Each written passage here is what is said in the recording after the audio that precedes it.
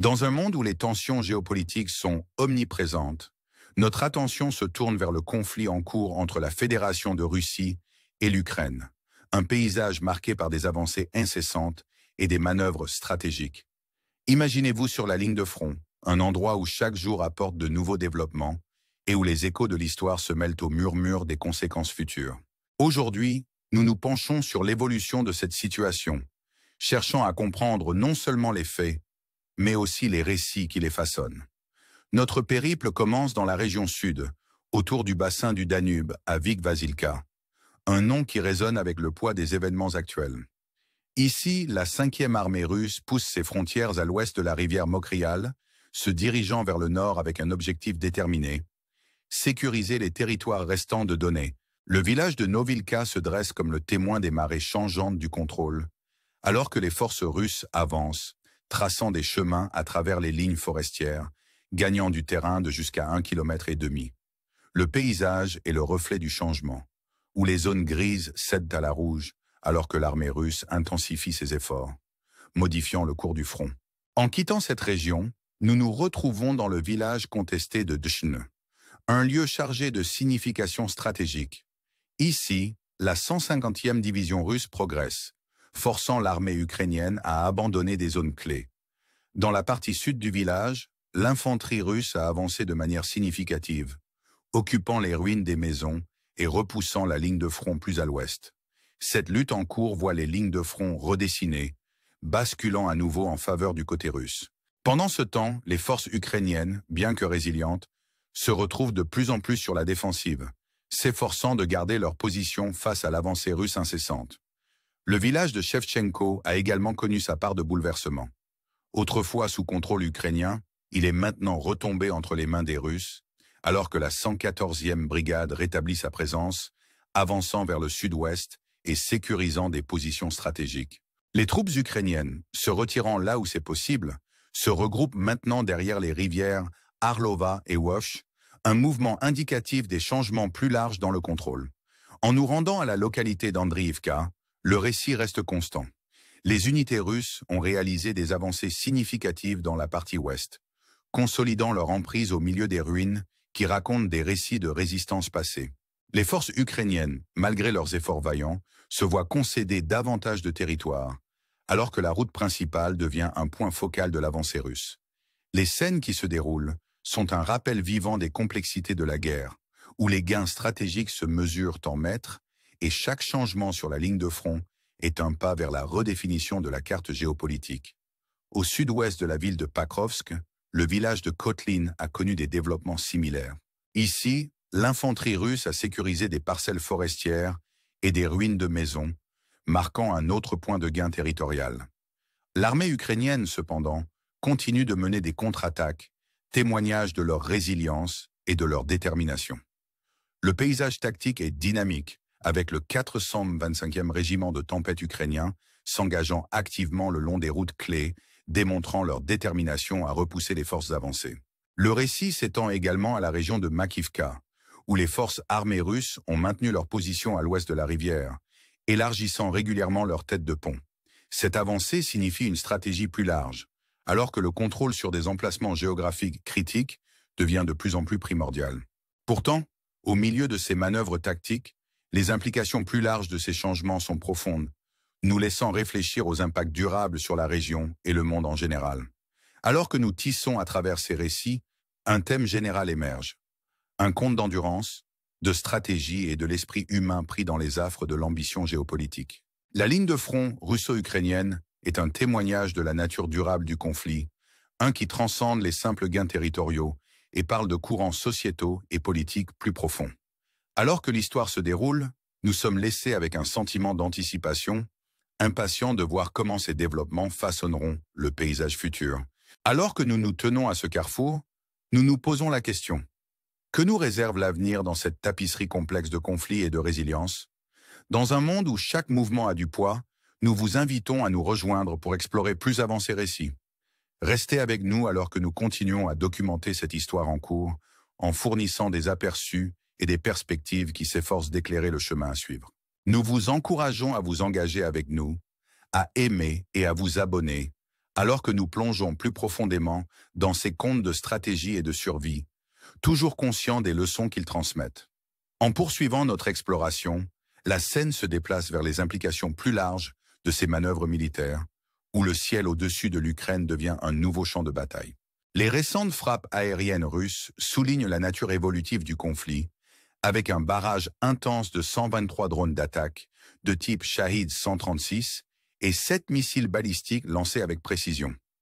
Les cieux au-dessus de l'Ukraine ont été le théâtre d'une danse de défense et d'attaque, les systèmes de défense aérienne ukrainiens s'engageant sans relâche, affirmant avoir intercepté 6 des 7 roquettes et 71 des drones menaçants. Pourtant, au milieu de ces triomphes défensifs, certains missiles et drones ont atteint leur cible, entraînant des explosions dans les villes de Kiev et Kryvyi, endommageant des infrastructures civiles et déclenchant des incendies qui ont fait rage toute la nuit. Ces frappes aériennes sont plus que de simples tactiques militaires.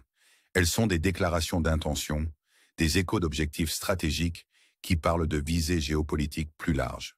Le côté ukrainien interprète ces attaques comme la stratégie de la Russie pour exercer une pression avant d'éventuelles négociations, un mouvement calculé pour influencer la dynamique de la diplomatie avec la menace de la puissance de feu. Alors que ces événements se déroulent, l'Ukraine répond non seulement sur le champ de bataille, mais aussi par des initiatives stratégiques visant à renforcer ses rangs militaires. Le ministère de la Défense ukrainien a introduit un programme connu sous le nom de Projet Contrat 18 à 24, ciblant les jeunes hommes âgés de 18 à 24 ans. Cette initiative offre des incitations significatives, y compris 1 million de hryvnias pour s'inscrire, ainsi que divers avantages tels qu'une allocation mensuelle, des soins médicaux gratuits et la possibilité de voyager à l'étranger après un an de service. Cette démarche vise à renforcer l'armée sans recourir à une mobilisation complète, une décision reflétant les pressions et attentes des partenaires occidentaux. Le programme est un témoignage de la détermination de l'Ukraine à maintenir sa souveraineté et à poursuivre son combat avec un nouvel élan.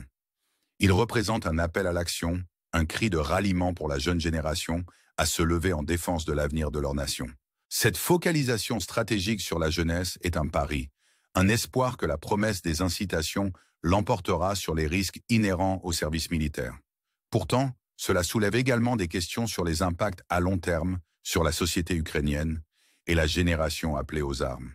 Les récits de guerre et de défense sont complexes, entrelacés avec les espoirs, les peurs et les aspirations de ceux qui y sont pris. Ils nous rappellent que les conflits ne concernent pas seulement le territoire et le pouvoir, mais aussi les personnes qui les vivent et les héritages qu'elles laissent derrière elles. Alors que nous nous tenons à ce carrefour, une pensée persiste. Comment ces jeunes hommes, entraînés dans les marées de la guerre, façonneront-ils l'avenir de leur nation? Quels récits raconteront-ils et quelles leçons emporteront-ils avec eux?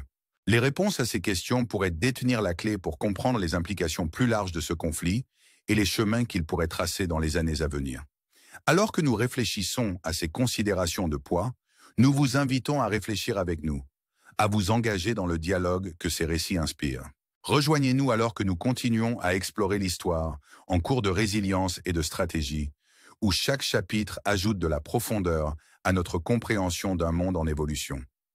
Votre participation enrichit ce voyage, et nous vous encourageons à aimer et vous abonner, garantissant qu'ensemble, nous restons informés et engagés dans les histoires qui façonnent notre monde.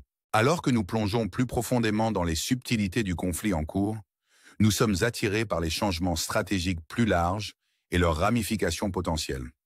La ligne de front russo-ukrainienne est une entité dynamique, évoluant constamment alors que les deux camps s'efforcent de prendre l'avantage. Les récents ajustements du profil de la ligne de front, avec des territoires passant des zones grises aux zones rouges, soulignent la nature fluide du contrôle et de l'influence dans ce théâtre de guerre à enjeux élevés. Chaque mouvement est un risque calculé, une décision stratégique visant à sécuriser non seulement la terre, mais aussi l'avantage psychologique qui peut influencer le moral et l'élan. Les forces russes, avec leurs avancées calculées et leurs frappes aériennes, emploient une approche multifacette, combinant gains au sol et domination aérienne pour exercer une pression sur plusieurs fronts. Pendant ce temps, les forces ukrainiennes, bien que souvent sur la défensive, continuent de démontrer leur résilience, menant des contre-attaques là où c'est possible et s'adaptant à l'évolution du paysage avec des retraits stratégiques et des regroupements. Le récit est celui de la persévérance, un témoignage de la capacité de l'esprit humain à endurer et à s'adapter face à l'adversité. C'est une histoire qui résonne profondément, en particulier avec ceux qui comprennent les complexités des conflits et les stratégies nuancées qui les sous-tendent. Pour les hommes américains âgés de 40 ans et plus, ce récit peut évoquer des souvenirs de conflits passés et les leçons tirées des chapitres de l'histoire qui se déroulent. Il sert de rappel de l'importance de la vigilance et de la nécessité de comprendre les dynamiques mondiales qui peuvent avoir des implications de grande portée. Alors que nous considérons ces développements, nous sommes attirés par les questions plus larges d'impact et d'héritage. Comment ces mouvements stratégiques façonneront-ils le paysage politique futur? Quelles sont les implications pour les relations internationales et la stabilité mondiale? Ce sont des questions qui exigent notre attention, nous invitant à explorer l'interconnexion des événements mondiaux et les effets d'entraînement qu'ils peuvent avoir. Dans les derniers instants de notre exploration, nous sommes laissés avec un sentiment d'anticipation, une curiosité sur ce que l'avenir réserve à la région et au monde. Le récit en cours est loin d'être complet, et à mesure que de nouveaux développements surgissent, ils continueront de façonner le cours de l'histoire de manière à la fois profonde et imprévisible. Dans cette histoire en constante évolution, nous nous trouvons non seulement comme observateurs, mais aussi comme participants, avec le pouvoir d'influencer les résultats par le dialogue, la compréhension et l'engagement. Alors que nous concluons ce segment de notre voyage, nous vous laissons avec une question qui suscite la réflexion. Dans un monde où chaque décision a du poids, comment pouvons-nous, en tant qu'individus et en tant que collectif, contribuer à façonner un avenir qui valorise la paix, la résilience et la compréhension? Nous vous invitons à réfléchir à cette question, à vous engager avec nous dans ce dialogue en cours et à devenir partie de la communauté qui cherche à éclairer le chemin à suivre. Vos idées, vos perspectives et votre engagement sont inestimables alors que nous naviguons ensemble dans les complexités de notre monde. Merci de nous avoir rejoints dans ce voyage et nous avons hâte de poursuivre la conversation à mesure que de nouveaux chapitres se déroulent. N'oubliez pas de liker et de vous abonner, vous assurant de rester informés et connectés aux histoires qui comptent le plus.